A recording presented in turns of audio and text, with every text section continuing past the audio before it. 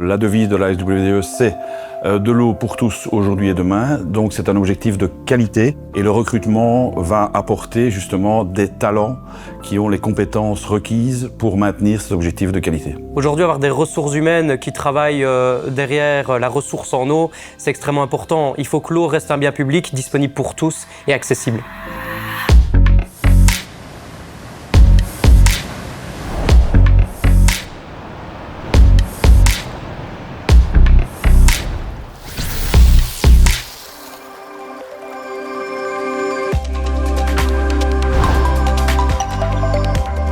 Chez un candidat, je recherche principalement les compétences clés en adéquation avec la fonction recherchée et on recherche surtout aussi une grande motivation pour intégrer la Société Wallonne des Eaux. Le but étant qu'à la fin, j'ai le sentiment que cette personne-là va surtout bien s'intégrer et s'épanouir chez nous. Les principaux canaux de recrutement sont notre site internet, les réseaux sociaux, nos collègues qui sont les premiers ambassadeurs et les events. Au niveau du recrutement, tout d'abord, on va établir avec les responsables le profil du talent recherché. On va d'abord regarder en interne si quelqu'un est intéressé. Au niveau du recrutement externe, on va d'abord publier l'offre d'emploi.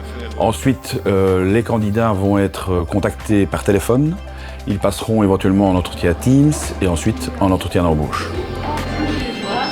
Au niveau des étudiants stagiaires, on a accueilli 18 étudiants et on a eu 2 engagements, dont Lali. Je suis rentrée à l'SWDE grâce à un stage d'été que j'ai réalisé pendant les vacances de juillet, de 2 semaines. Ce stage m'a permis de rencontrer les équipes et de savoir ce que je ferais tous les jours. Après ce stage, j'ai directement été embauchée dans le service de gestion des ressources en eau. En tant qu'hydrogéologue, je m'occupe principalement de la protection des captages. Le but, c'est d'assurer l'aspect quantitatif et qualitatif de la ressource. J'aime la proximité avec mes collègues, le fait qu'on ait plein de collègues. Et ça m'a fait me rendre compte en travaillant ici que c'était vraiment pas simple. Nous, on s'en rend vraiment pas compte tous les jours d'avoir de l'eau qui coule, mais je me rends compte de tout le process derrière. Un talent peut rentrer chez nous avec des compétences de base et via un parcours de formation, on va pouvoir progresser aussi bien horizontalement que verticalement dans la société.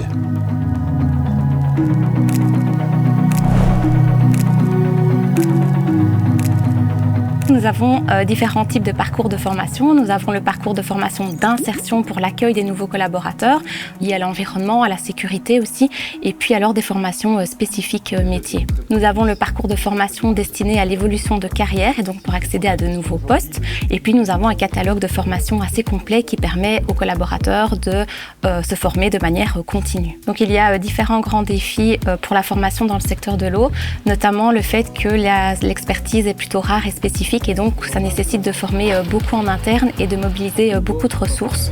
Il y a aussi beaucoup d'évolutions au niveau des normes et de la réglementation et donc on doit assurer une veille permanente pour rester à jour. Notre objectif, c'est d'externaliser au maximum nos formations pour préserver nos ressources internes et donc nous avons des partenaires solides que nous sollicitons pour les formations soft skills par exemple, pour les formations pédagogiques, pour les formations numériques également. Et puis nous avons aussi des collaborations très fréquentes avec le Forem, qui assure par exemple des formations en fontainerie et en sécurité.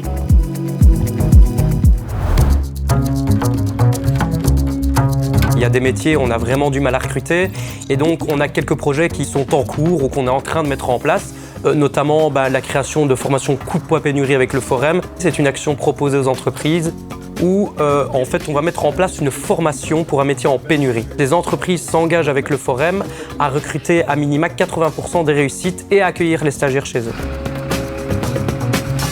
L'objectif de la plateforme Talent, donc la plateforme liée et dédiée au recrutement et à la formation, c'est de consolider en fait les partenaires, les opérateurs publics, la CIL, la IDE, la SPGE, au niveau des ressources humaines, pour justement pouvoir anticiper le futur. La pénurie de main-d'œuvre, les problématiques de formation. À force d'échanges au niveau de la plateforme, on se consolide, on se renforce et on met en place des projets en commun pour faire face à l'avenir.